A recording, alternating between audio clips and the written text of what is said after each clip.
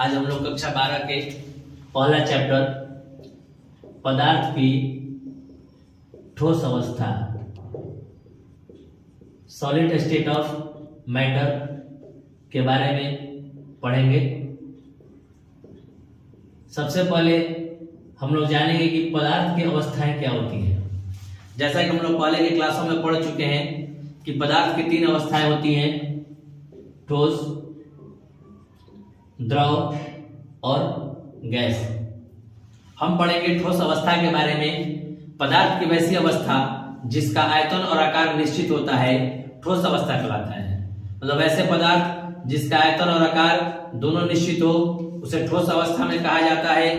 ठोस पदार्थों के कण या परमाणु एक दूसरे से काफी पास पास सटे हुए होते हैं और इनके बीच का आकर्षण बल काफी अधिक लगता है। यदि ठोस पदार्थ के कणों को अलग करना होता है तो बहुत ही अधिक मात्रा में ऊर्जा देना पड़ता है। ठोस पदार्थ जो होते हैं कणों के अंतराणु बलों के कारण आपस में जुड़कर बने होते हैं और इनकी आकृति निश्चित होती है।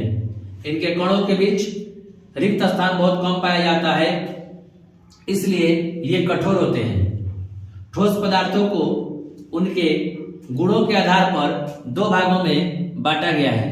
जैसे पहला होता है क्रिस्टलीय ठोस।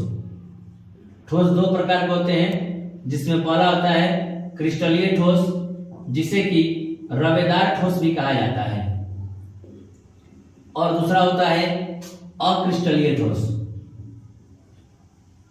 अक्रिस्टलीय ठोस जिसे बेरवेदार ठोस पदार्थ भी कहा जाता है। अब हम लोग क्रिस्टलीय ठोस मतलब क्रिस्टलाइन सॉलिड के बारे में पढ़ेंगे। क्रिस्टलीय ठोस को वास्तविक ठोस कहा जाता है क्योंकि ये ऐसे ठोस होते हैं जिन पर दाब और दाब का बहुत कम प्रभाव पड़ता है। इनके दाब और दाब में परिवर्तन करने पर इनकी अवस्था में किसी प्रकार की परिवर्तन नहीं होता है। इनका द्रव्यंक निश्चित होता है और ये एक निश्चित ज्यामितीय आकृति बनाते हैं।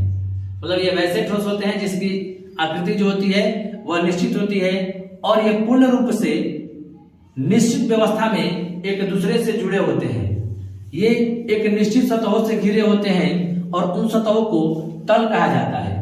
क्रिस्टलीय ठोस होते हैं असंपीड़ित होते हैं और ये असमदैशिक होते हैं। जैसे कि यदि हम सोडियम क्लोराइड अर्थात नमक को जब अलग अलग भागों में काटते हैं तो इनकी भिन्न भिन्न दिशाओं में आकृति अलग अलग प्राप्त होती है। सोडियम पॉजिटिवली चार्ज होता है, क्लोरीन नेगेटिवली चार्ज होता है।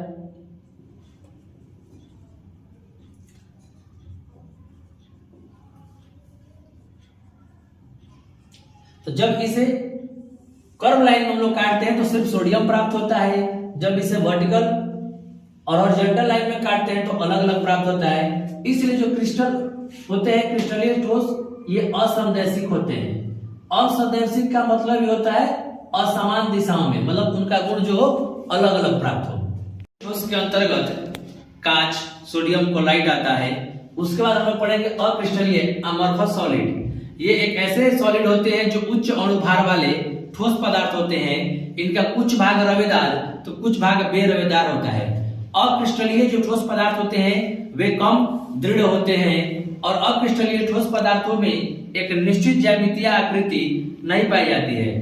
जब इन पर ताप और दाब दिया जाता है तो इनके आकार और इनकी आकृति मूल रूप से विचलित हो जाती है। इन्हें गर्म करने पर इनमें बहाव की प्रवृत्ति आ जाती है और इनका आकार अनियमित रूप से हो जाते हैं। इसे जब अधिक टेम्परेचर देते हैं तो यह मुलायम हो जाता है। जब अक्रिस्टलीय ठोस को गर्म किया जाता है या उसे काटा जाता है तो ये समदैशिक होते हैं। समदैशिक का मतलब यदि इनके किसी भी स्थिति में परिवर्तन करने पर उनका गुण सभी जगह एक समान जैसा होता है। जैसे कि यदि हम रबड़ के किसी भी वस्तु को लेते हैं, उसकी लंबाई, चौड़ाई, ऊंचाई या सेंटर कहीं से भी उसको अलग करते हैं तो हमें रबड़ ही प्राप्त होता है। हमारे आगे का टॉपिक्स है क्रिस्टलीय और अक्रिस्टलीय पदार्थों में अंतर, जो कि सभी परीक्षाओं में 12th के परीक्षाओं में पूछे जाने वाले महत्वपूर्ण क्वेश्चनों में से एक है। तो क्रिस्टलीय पदार्थ का जो होता है निश्चित ज्यामितीय आकृति होती है। सबसे पहले इसमें लिखेंगे क्रिस्टलीय पदार्थ का निश्चित ज्यामितीय आकृति होता है।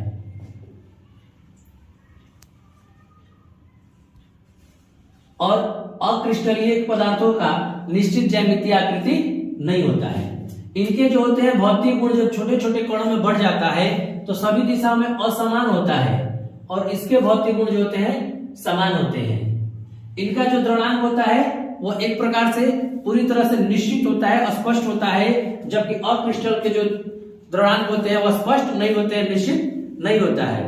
इनके जो होते हैं टुकड़े करने पर छोटे छोटे समान कणों में बढ़ जाता है, जबकि अक्रिस्टल के टुकड़े करने पर यह छोटे छोटे समान कणों के रूप में बदलता नहीं है। और क्रिस्टलीय ठोस जो होते हैं असमदैशिक होते हैं, जबकि अक्रिस्टलीय ठोस समदैशिक होते हैं। ये 5 महत्वपूर्ण अंतर यदि दोनों के बीच में हम लोग स्पष्ट कर देते हैं तो हमारा इसका आंसर हो जाता है। आज का पहला भाग इतना ही पर होते हैं। अगले वीडियो के लिए हमारे चैनल को सब्सक्राइब करें। कल अगला भाग आपको मिलेगा।